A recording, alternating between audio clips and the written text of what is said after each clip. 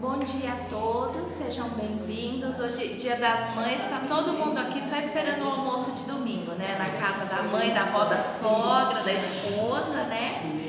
Então, hoje a gente comemora, né? O dia, a comemoração oficial de quem é o dia todo dia, né? Vamos hoje fazer uma oração diferente. Eu pensei da gente começar de um Pai Nosso.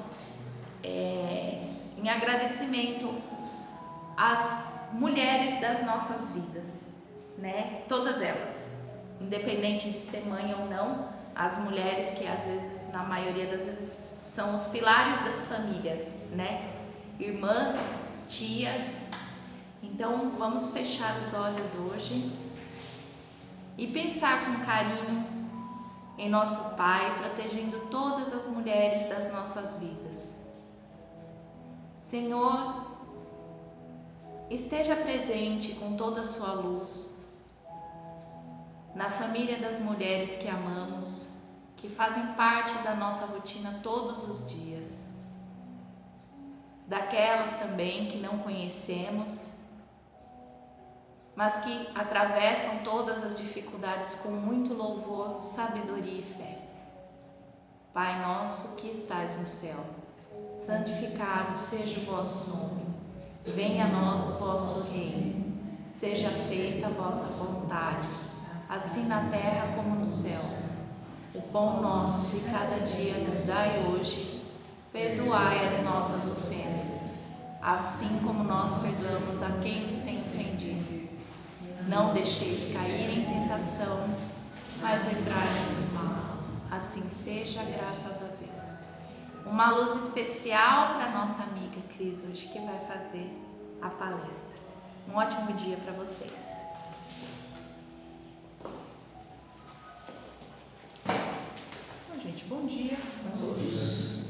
Então, feliz Dia das Mães. Que Deus continue abençoando, amparando, fortalecendo a cada uma nessa tarefa muito especial, né, de orientar, acolher, né, direcionar um filho, né? Então, e também um Dia das Mães para aquelas, como a Janaína disse, né, aquelas que não são mães necessariamente, mas que acabam sendo as mães através da amizade, do carinho, da orientação, do acolhimento, que não deixa de ser também uma forma de proteção, né? Mas vamos continuar o estudo do Livro dos Espíritos, né, das questões 619 a 628. E a gente está no capítulo 1, que fala sobre a lei divina ou natural, que está no livro 3, né, do Livro dos Espíritos, que abrange as leis morais. Então a gente pode pensar assim, lá está dizendo, né, que todos os homens podem conhecer as leis naturais. Todos podem conhecer. E conhecer é uma coisa, compreender a lei é outra, né? Então o conhecimento ele está em todos os lugares. Então, a semelhança que o Livro dos Espíritos faz é que às vezes o hipócrita ele pode conhecer as leis, mas ele não vivencia as leis, né? Porque ele não a compreende. Então, a capacidade de compreensão das leis de Deus, né, depende do grau de maturidade do espírito. E para amadurecer, a gente precisa desenvolver um equilíbrio entre uma tríade, que a gente pode dizer que é o saber, o sentir e o agir. Essas três instâncias precisam estar muito bem equilibradas. Então, conforme a gente vai amadurecendo, a gente vai equilibrando essas três características. E essa tríade a gente só consegue desenvolvê-la mesmo aqui na matéria. No plano espiritual, a gente pertence a grupos conforme a nossa sintonia, não é assim? E se a gente está dentro da mesma sintonia, a gente não se depara com as diferenças, com as divergências, com as coisas que fazem com que, às vezes, o sentir venha à tona. Então, não existem os contrastes dentro de grupos de iguais, né? E por essa razão que de tempos em tempos a gente vai encarnando, né? De tempos em tempos a gente é colocado à prova. E aí aqui cabe um parênteses que é muito importante, né? Quando a gente fala ser colocado à prova, não quer dizer que são os espíritos superiores ou que Deus está nos colocando em prova. Nós pedimos para estarmos em prova. Isso é uma escolha do espírito, sempre. Nunca é uma obrigação, uma determinação do alto, entende? E eles mesmos não nos colocam em prova alguma. Tá? A gente coloca nessa situação de testagem. Por quê? Porque a gente foi muito bem feito por Deus, né? E dentro de cada espírito existe algo que impulsiona para que ele cresça. Então nenhum espírito consegue ficar dentro da mesma zona de conforto por muito tempo, né? Então, como existem as leis que regem absolutamente tudo, e uma delas é a lei de progresso, dentro do espírito existe aquela pulsão, aquele impulso que faz com que ele busque o se melhorar. Então ele busca um algo a mais. E é essa lei agindo dentro do próprio espírito que faz com que ele queira se colocar em prova, em testagens, para ver que ele dá conta de melhorar, de evoluir, de crescer. Tá? Então é como se a gente não pudesse, algo dentro da gente não permitisse que a gente se acomodasse às ilusões que a gente constrói sobre a gente mesmo, sobre o mundo, sobre as coisas. Todas essas coisas que a gente acredita e tem certeza absoluta, uma grande parte delas às vezes é ilusão. Então assim, é como se o espírito ele não conseguisse se aceitar, né? Hoje eu ainda estou meio com a garganta meio ruimzinha, né? Então, mas é como se ele não conseguisse aceitar, né, o fato de que ele precisa, né, o fato de que ele está acomodado, né? Ele precisa seguir em frente. Deixa eu vir mais para o lado aqui. Bom, e é esse impulso interno que faz a gente encarnar. Então, dentro de uma colônia espiritual, eu não vou ser colocado em situações de contrastes com aquilo, né, que eu sou, está dentro de mim. Então, dentro de um grupo de iguais numa colônia, dificilmente eu vou sentir raiva, incômodo, né, eu vou sentir frustração, eu vou sentir medo, eu vou sentir angústia. Por quê? Porque as pessoas, o próprio clima, a harmonia daquele local já faz com que a gente se sinta de uma forma diferente, né? Da mesma forma no grupo mais denso. Então, um espírito que às vezes está lá em regiões mais trevosas, mais densas, ele também não está tendo a oportunidade de vivenciar situações de amorosidade, de ternura, de carinho, entende? Isso também habita dentro dele. Então, da mesma forma, lá para baixo ou lá para cima, né? Ou seja, as pessoas precisam estar aqui na matéria para entrar em contato com o contraste, sentir as coisas para afinar esse sentimento com a razão, com o pensamento, com a inteligência, ou seja, com as leis de Deus, e se comportar de uma forma diferente, né?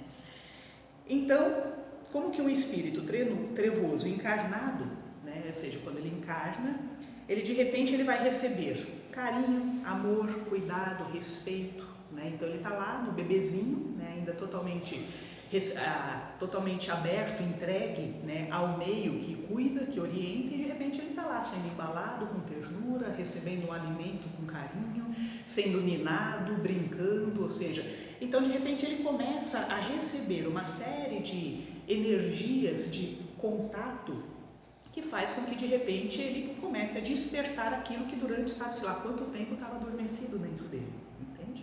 Então é aqui encarnado que a gente faz esse grande laboratório, né? Então, a mesma forma, uma pessoa que está numa colônia espiritual lá, bonitinho, por exemplo, nosso lar, tudo bonitinho, tudo funciona, tudo harmonioso, tá? Aí vem para cá, aí ele vai ser incomodado pelo medo, pela raiva, pelos problemas materiais, né? Pela política, pelo esporte, sei lá, por qualquer coisa, e as emoções vão vindo à tona. E aí ele vai se percebendo, se descobrindo, né, entrando em contato com uma série de coisas que habitam dentro dele como espírito, e aí ele começa realmente a tirar os véus, né, daquilo que ele imaginava que era, né? Então, por isso que todo espírito carrega dentro de si essa necessidade imperiosa, é imperativo, né, de ter que encarnar de tempos em tempos para ele se descobrir, se assumir e se reciclar. É por essa razão que a gente está aqui. Então, quando o saber, o sentir e o agir está de uma maneira mais equilibrada, mais harmonizada, a gente diz que então a gente desenvolveu moralmente, tá? Isso é o desenvolvimento moral. Com esse desenvolvimento moral, a gente vai ajustando a nossa capacidade de compreender as leis. Então, uma pessoa que sabe, sente e age, ela entende as leis de um jeito diferente. Então, essa capacidade de compreensão das leis naturais, ela pertence ao espírito e não à matéria. E isso é outra coisa muito importante. Então, a gente pode, né, encarnar várias vezes que a gente não perde essa compreensão, né? Então, por essa razão que a gente vê várias vezes no dia a dia, né, pessoas que reagem de uma forma totalmente diferente diante do mesmo estímulo. Então, por exemplo, alguns se desesperam diante de uma doença e outros têm essa mesma doença e lidam de um jeito diferente. Percebe? Ou seja, algo dentro dele faz com que ele enxergue essa situação de uma forma diferente. E às vezes, ao observar crianças, a gente também vê essa diferença. Então, crianças de um mesmo meio, ou às vezes até de uma mesma família, elas recebem os mesmos estímulos, mas elas vão se comportar de uma forma diferente, justamente porque algo dentro delas já está de um ponto, numa esfera um pouquinho diferente, né? Então é aí que a gente observa que isso é do espírito, e não da matéria, e não do meio. Então a gente enxerga as boas ou as más tendências, né, do espírito no ser que está encarnado, né? E isso é real. Então vamos considerar que nós espíritos somos todos seres de uma extrema complexidade, né? E que tem muito o que fazer para ajustar dentro de cada um. Então a gente pode imaginar que a gente é como se fosse uma teinha de aranha, né? Então o que chega numa parte da teia, uma informação, uma experiência, uma vivência, um sentimento, vai ressoar em todo o restante da teia. E assim é a mente do espírito. Então muitas vezes a gente recebe uma informação, né? Às vezes a gente ouve alguma coisa e de repente parece que a gente sente essa informação, parece que faz um sentido, como se algo dentro da gente encaixasse, fizesse um clique e a gente fala, nossa, entendi. E às vezes é uma coisa tão simples, que a gente ouviu e que de repente já tinha ouvido várias vezes, mas nunca tinha dado aquela viradinha dentro. Por quê? Porque algo do nosso sentimento se conectou com aquela informação. E isso pode ser um freio para um impulso, para um desejo, ou não, né? Ou podemos modificar uma vontade também, dependendo da mudança que a gente sente dentro da gente. Então, por exemplo, a gente vê muito disso numa reunião mediúnica, né? Então, às vezes o espírito ele dá uma passividade, ele está lá cheio de raiva, de rancor, de mágoa, de sentimento de tristeza ou de ódio, enfim. E aí ele vai recebendo palavras de respeito, de acolhimento, de fraternidade, ele vai sentindo cuidado, acolhido, né? Ele não está se sentindo acusado, apontado, dizendo que ele é errado, coisas do gênero, né? Então, de repente, ele começa a sentir, pelo grupo, pela equipe espiritual, um sentimento de amorosidade, que há muito tempo ele não estava sentindo, porque ele estava ali preso na mágoa, no ressentimento, na raiva dele. E a vontade de ser respeitado e amado, que é natural de todo espírito, de repente recebe essa energia e faz com que ele tenha uma mudança. Ele de repente vira e fala, eu estou cansado de sentir raiva, eu estou cansado de sentir ódio. Há muito tempo eu não me sentia assim, eu não quero mais sentir isso, né? Porque pela primeira vez, depois de muito tempo, ele teve esse pensamento, mas por quê? Teve todo um movimento, né, de energia, de emoções contrárias, né? E aí ele dá aquele movimento e fala, eu não quero mais saber dessa pessoa, vou seguir por conta, porque eu também tenho outras pessoas que eu amo, e aí começa a lembrar de uma série de outras coisas que ele nem lembrava mais. Então, todo mundo se cansa num determinado momento de só sentir raiva, ou só sentir tristeza, ou só sentir medo. E é esse cansaço, né, associado às vezes no momento certo, na hora certa, com a palavra certa, que faz com que a pessoa realmente queira seguir em frente. Então, embora a lei de Deus esteja inscrita nas nossas consciências, a gente costuma senti-la muitas vezes como uma intuição, né? Ou como aquela forte sensação de que a gente está fazendo uma coisa que deveria fazer, ou a gente está fazendo algo que não deveria fazer. Parece que algo dentro da gente incomoda, né? E faz assim, poxa, eu devia ter falado, não devia ter feito, não devia não ter ido em tal situação. É como se algo dentro da gente ficasse incomodando. Essa coisa que incomoda são as leis de Deus inscritas na nossa consciência. E isso é abstrato, né? Isso daí é uma coisa que às vezes a gente nem consegue compreender de pronto da onde vem.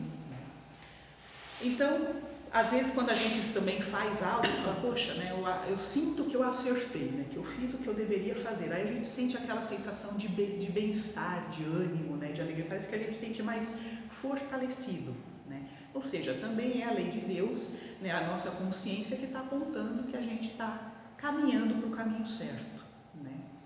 Então a nossa consciência, de uma forma ou de outra, sempre vai ser um norte seguro também para o nosso sentir e agir. Se a gente estiver mais atento à questão da consciência antes do agir, né, vai ficar um pouquinho mais fácil. Então, muitas vezes, a gente vê pessoas que começam atividades, isso é outra parte que está lá no Livro dos Espíritos, porque elas estão cheias de emoções e de vontades, né, de realmente fazer algo para o bem. Começam com movimentos muito bonitos e de repente acabam mudando o curso no decorrer do caminho, né?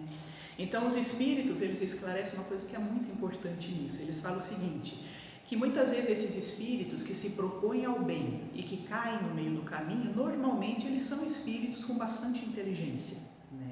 Só que assim, o conhecimento que eles carregam ainda não transformou totalmente os desejos e algumas vontades que eles também carregam dentro deles. E que num determinado ponto isso veio à tona, né? As inclinações acabam se sobressaindo, vamos dizer assim. Então são aqueles que conhecem muitas vezes a lei, mas ainda não compreenderam, porque também são seres em evolução. E aí os espíritos falam assim pra gente, que cabe a gente enxergar as boas obras que esses espíritos fizeram, né? Mesmo que tenham caído, enxergue aquilo de bom que eles fizeram, porque toda ação no bem ensina alguma coisa. Se depois ele tombou, aí é uma questão dele, um ajuste dele, que um dia ele vai naturalmente se continuar e crescer e tudo mais. Mas aí vem aquilo que eles falam, né? A gente condena a ação que pode ser errada, nunca o espírito que fez a ação. São coisas diferentes, né? E às vezes é difícil para a gente compreender. Então eles falam, esses espíritos, eles fizeram coisas boas também, né? Então a gente deve respeitar, ter um olhar de respeito, de consideração, né? de carinho, de certa maneira, né? Claro que aquilo que é de justiça vai ser feito e por aí afora, né? Mas, tanto a terrena quanto a de Deus, mas aquilo que foi feito, o mal não apaga o bem que foi feito. É isso que eles estão tentando deixar muito claro lá, né? Então, o homem de bem, eles falam, né, ele pode ser reconhecido quando as palavras dele e as ações dele estão afinadas com as leis divinas. Então, existe coerência entre o pensamento, sentimento e atitude. Por essa razão que os espíritos afirmam, né, que o maior modelo que a gente teve foi Jesus. Então, tudo que Jesus, o tempo que ele existiu aqui no planeta, a fala dele, o comportamento, o pensamento, era um equilíbrio perfeito, entende? Aí a gente olha e enxergava a moralidade altíssima que esse ser tem, né? Então ele é considerado como esse modelo de perfeição moral que a humanidade deve pretender sobre a Terra. Então imaginemos que daqui talvez alguns milhões de anos, né, todo mundo que encarnar aqui na Terra vai ser como um Jesus. É isso que um dia vai ser, né? Mas daqui a alguns milhões de anos. Então, toda a doutrina ensinada por Jesus remete à verdade sobre a lei divina, o amor. E aí um dia a gente estava conversando, acho que foi no seminário, né? O pessoal estava falando, teve um seminário de filosofia aqui. E aí eles estavam dizendo que às vezes dá a sensação assim, né? De que o amor é só o primeiro degrau. Né? Então assim, Jesus só está ensinando o primeiro degrau. Aí depois tem os outros, de uma escadaria que a gente ainda não tem nem noção do que vai vir depois. Né? Mas por enquanto a primeira lição é essa, amor. Então, mesmo que por milênios os homens tenham tentado moldar essa lei de amor de acordo com as vontades deles, com as más tendências, ou seja, olhando todo o nosso passado, né, principalmente a Idade Média, o ensinamento simples e puro de Jesus nunca deve ser confundido ou misturado com os comportamentos humanos, né, que já tentaram corromper ou macular aquilo que ele ensinou. Então, às vezes eu ouço, né, muitas pessoas, você já deve ter ouvido também, muitas pessoas falam, eu não gosto de tal religião, porque olha o que fizeram. Então, aí você fala, então, o que Jesus ensinou não tem nada a ver com o que os homens fizeram no período da Idade Média, ou o que tal pessoa faz com aquilo que o outro, na fé, deposita. Ou seja, assim, a gente tem que saber separar uma coisa da outra, né? Então, se nos atermos aos ensinamentos de Jesus, não tem como a gente perder uma rota evolutiva, a gente não se perde. Por essa razão que a capacidade de reflexão, de questionamento sincero e profundo deve ser um hábito desenvolvido por nós. Então, porque não basta eu aprender o que ensina Jesus, eu devo pegar esse aprendizado e fazer uma leitura em mim. Então eu tenho que olhar os meus comportamentos, se eles estão afinados com aquilo que eu aprendi do Evangelho. Eu tenho que ver se os meus sentimentos estão dentro daquilo que eu vejo no Evangelho. E principalmente se aquilo que eu penso, o que eu falo, toda a forma que eu existo nas relações, se eu estou mais ou menos dentro dessa questão da lei do amor ou não. É aí que é o nosso crivo, e esse crivo é interno. Então, cada vez mais a gente vai percebendo que tudo aquilo que a gente aprende, né, do Evangelho de Jesus é para a gente. Então, o que eu aprendo é para mim, né? Não é para eu olhar o outro, né? Não é como um crivo, uma medida para eu observar o comportamento do outro. Não é para fora, é para dentro. Então, o Evangelho é para dentro. Aí a gente sempre lembra, né? Então, amar a Deus, né, sobre todas as coisas, amar ao outro como a si. Então, se não começar do eu, não tem o outro. Né? Se não tiver o outro, também não vou conseguir enxergar Deus. Ou seja, então, uma coisa está atrelada à outra. Né? Então, o Evangelho de Jesus é sempre para o indivíduo. E aí, de tempos em tempos, né, para facilitar a nossa vida, espíritos mais evoluídos, mais esclarecidos, mais maduros, se oferecem para encarnar aqui entre a gente, né, para dar uma ajudada através de exemplos, através de ensinamentos, para ver se a gente evolui um pouquinho mais rápido, né? Então, assim, esses espíritos, eles se oferecem para ajudar a direcionar a humanidade para o bem, né, para o ajuste às leis de Deus. Então, a gente vê que as leis divinas e naturais, elas estão nessa forma expressas por todas as partes, em todas as culturas, em todos os tempos. A gente vê que as leis de Deus estão sendo divulgadas. Então, Jesus foi o maior modelo de vivência, né, pura e íntegra dessas leis. Mas a gente teve muitos professores e mestres em várias épocas, eras, culturas e por aí afora, mesmo que não fossem cristãos. E essa é outra coisa importante. Jesus é o nosso maior modelo, mas tudo que ele ensina são leis de Deus. As leis de Deus podem ser manifestadas por outros professores também, de outras formas, com outras palavras, porque as leis são de Deus e o crescimento é para Deus, entende? Então, por exemplo, se a gente lê o livro Bhagavad Gita, a gente vê muito, né, que é um livro indiano, um livro sagrado indiano, a gente vê muito da doutrina espírita dentro do Bhagavad Gita, mas muito, só que esse livro é um livro muito mais antigo do que a doutrina espírita.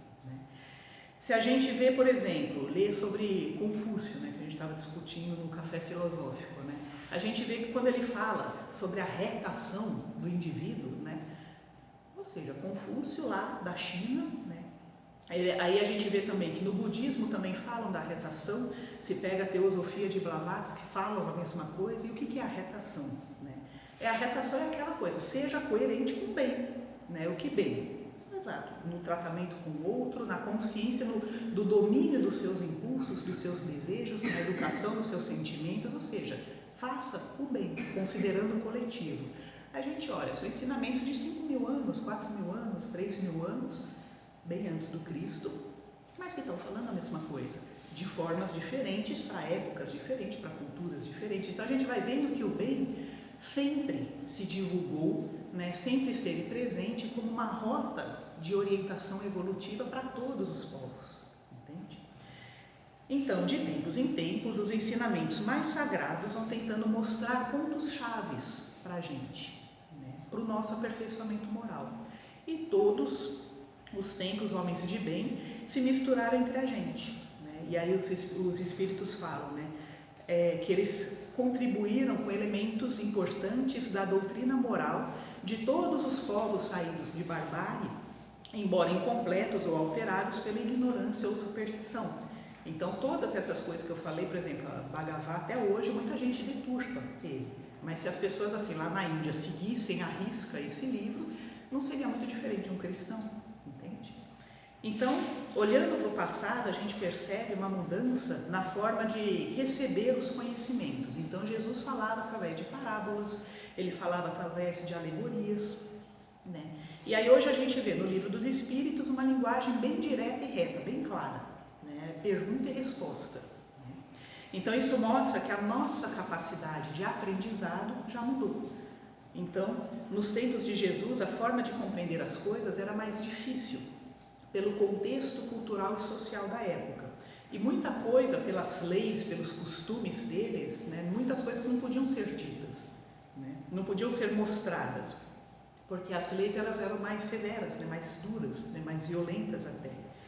Hoje a gente tem liberdade para se expressar, né, para a gente perguntar, para pensar, para discordar, né, para questionar. Então a gente pode fazer uma série de movimentos sem ser acusado, né, de blasfêmia, né, ou sem ser morto por corromper a juventude, como aconteceu com Sócrates, por exemplo. Né? E aí então o Livro dos Espíritos ele diz exatamente assim, que é necessário que a verdade seja ininteligível para o mundo, ou seja, o mundo tem que ter a facilidade de compreender a verdade, não é uma coisa para ser difícil, para ser complicada. Aí eles dizem, é preciso bem explicar e desenvolver essas leis, uma vez que há tão poucas pessoas que a compreendem e menos ainda as que praticam. A nossa missão, deles espíritos, é impressionar os olhos e os ouvidos para confundir os orgulhosos e desmascarar os hipócritas. Aqueles que tomam as aparências da virtude da religião para ocultarem as suas torpezas. Esse é o objetivo dos espíritos quando escreveram o Livro dos Espíritos, então. Aí eles continuam, né? O ensino dos espíritos deve ser claro e inequívoco, a fim de que ninguém possa pretextar ignorância. Ninguém vai poder dizer, não entendi, não, tem que ser claro para ninguém poder falar que não soube, né? E a cada um possa julgá-lo e o apreciar conforme a sua razão, né? Estamos carregados de preparar o reino do bem anunciado por Jesus. Por isso, não é preciso mais que cada um interprete a lei de Deus ao capricho de suas paixões e nem falseie o sentido de uma lei toda de amor e de caridade. Então, basicamente, amar o próximo. O que significa amar o próximo? Não tem o que interpretar nisso. É isso, é assim mesmo. Né? Então, para a espiritualidade, o conhecimento, a informação, né, e a verdade genuína é como uma luz. E a gente vai se acostumando, né, acostumando o nosso olhar a essa luz conforme a gente vai aprofundando. Né? A gente vai se habituando com ela aos poucos, para não ficar cego. Né? Então isso é muito semelhante com o mito, né, da caverna do Platão, né, que o indivíduo vai saindo das profundezas, vai subindo e vai ajustando o seu olhar à luz do conhecimento, né, porque ele não pode sair de uma vez só. Né?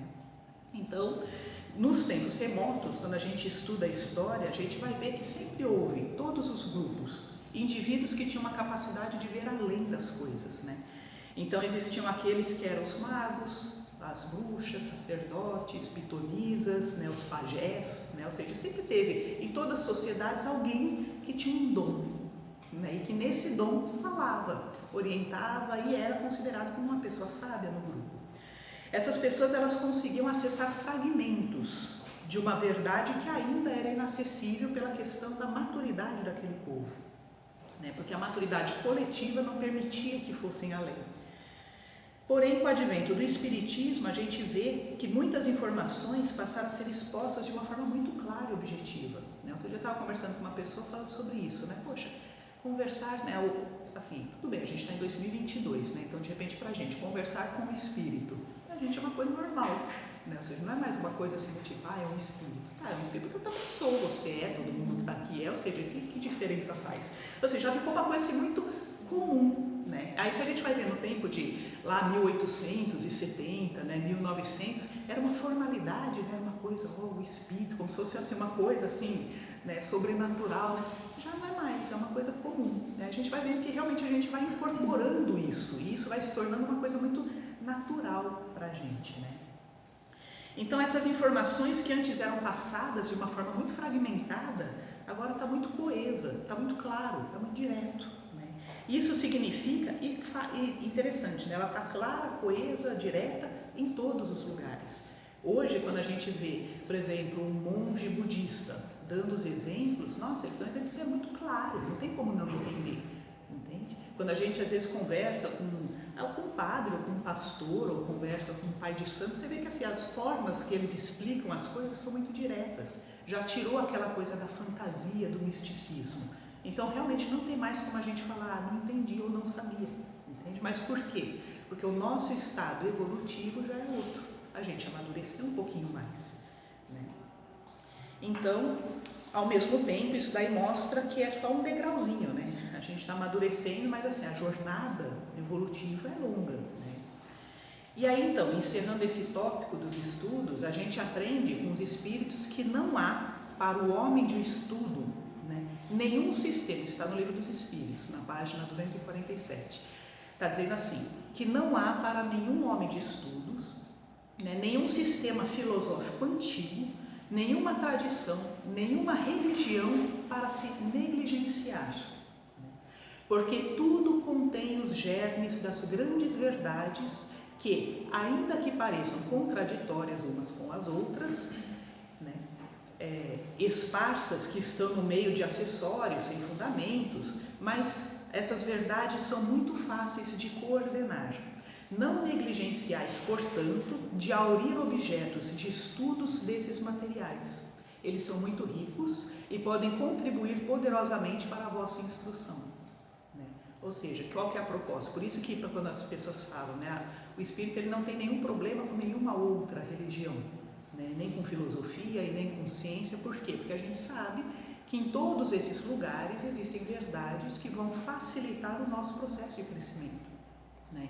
Então, se eu converso, por exemplo, sei lá, com uma pessoa evangélica, né, dentro do contexto dela, ela vai contribuir muito, com muitas coisas para o bem, para o crescimento, para a evolução. Né, com um católico, com um muçulmano, com um judeu, né, com um budista, seja lá quem for, com um ateu, dependendo da postura, né, no olhar mais às vezes pragmático, científico, né, ou seja, ele também vai contribuir com informações. E é exatamente isso que os espíritos pedem para a gente.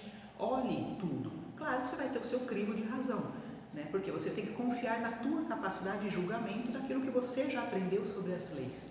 Mas estude, não negligencie nada que te veio. E apenas tem esse crivo de absorver aquilo que te faz crescer. Né? Então, sábio é a gente usar todos esses meios de estudo, de aprendizado. Né? Então, a gente pode beber das fontes de outras religiões, da filosofia e de tudo que traz conhecimento. Né? Porque todo conhecimento dentro do bem vai nos impulsionar, né? Nos alimentar para seguir em frente. Né? Então, é prudente que a gente use, né, desse recurso para a nossa autoavaliação. Então, assim, é muito gostoso ficar aqui uma sugestão, né, de repente, quem se interessar, né, de começar a ler mais sobre filosofia, fazendo esse crivo, né, se olhar para si. É bem interessante. Então, o foco de todo ser encarnado é usar do tempo que a gente tem dentro da matéria, né, para, ao ser incomodado, poder observar onde eu estou, né, diante daquilo que eu sei, daquilo que eu sinto. Então, quando algo me incomoda, eu descubro em que lugar eu estou. Se eu ainda estou muito dentro do meu orgulho, ou dentro da minha vaidade, ou dentro do meu egoísmo, se eu ainda estou tendo dentro de discriminações, de preconceitos, de vaidade, enfim, quando algo me incomoda, olhando para mim, eu descubro em que lugar que eu estou. Entende? Então, a gente não pode esquecer que a gente está aqui com o propósito de evoluir, passo a passo. Essa é a função de todos nós, né? Dentro de uma caminhada constante. Né? Então, assim, eu resumi, né, fiz um texto das questões, né, não fui tão pergunta e resposta, mas é tudo que está nessas perguntas do 619 a 628. Né, então, fica o convite, caso alguém se interesse, né, eu tenho um tempinho, e se tiver alguma dúvida, novamente, a gente está sempre aqui, né, para tentar trocar uma ideia, conversar e aprender junto, tá bom? Então, é isso.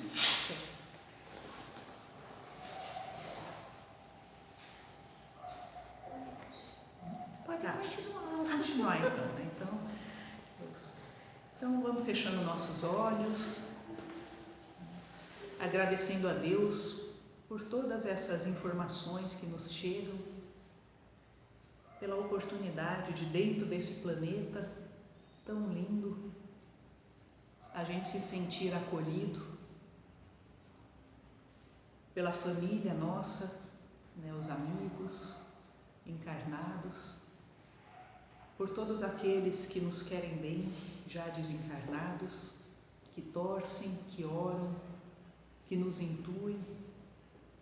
A gente agradece a Deus pelo nosso mentor, esse espírito protetor amigo que nos acompanha já há tempos e que nutre por nós um sentimento de amor profundo. A gente agradece por toda oportunidade de aprendizado, de crescimento, pelos contrastes que chegam diariamente à nossa vida, que nos forçam a crescer, respeitando um tempo, respeitando aquilo que somos. E agradecemos a todos os espíritos né, a todos os seres com um coração materno, independente do gênero, mas que oferecem dentro dessa proposta de amor esse sentimento, né, de acolhimento, de cuidado, de respeito, de admiração e que velam por nós. Que Deus abençoe a todos aqueles que se propuseram a ser mães nesse orbe, mesmo que estejam em situações de calamidades, de guerras, de conflitos, doenças, que possam sentir, Deus, a Tua presença pulsando no coração, fortalecendo o ânimo, a esperança, a dedicação e a abnegação nessa tarefa do cuidar. Obrigada, Deus, por tudo e que essa semana seja de paz e de aprendizado.